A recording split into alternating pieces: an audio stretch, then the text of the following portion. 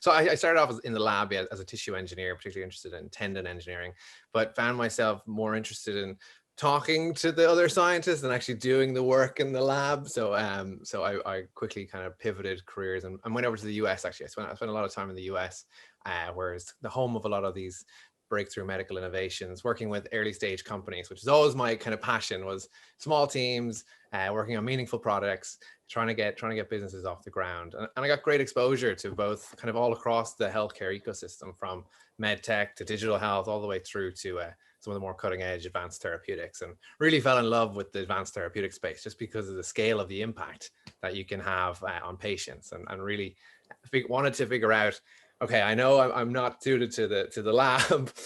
What can I do to help engender science getting from early stage innovation to actually meaningful impact for patients? So that was kind of what I spent a lot of time doing, was figuring out all the work in between, from early stage business case planning to financings to regulatory approvals to manufacturing, to kind of all the back end work that goes into getting scientific products to the market. So I spent a number of years doing just that, and then came back to Ireland, or came back to Europe, London, close enough to Ireland, and I kind of figured I needed to get out of the US. I was starting to get an American accent, which was causing me a lot of the stress.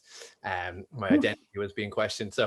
And I knew I wanted to do something super early stage. And then when I met Quinn and heard all about his research, I was like, there's nothing else I should be working on right now but helping get this innovation off the ground, which could have so much impact for patients across a broad spectrum of diseases. So anyway, that's my story, I guess.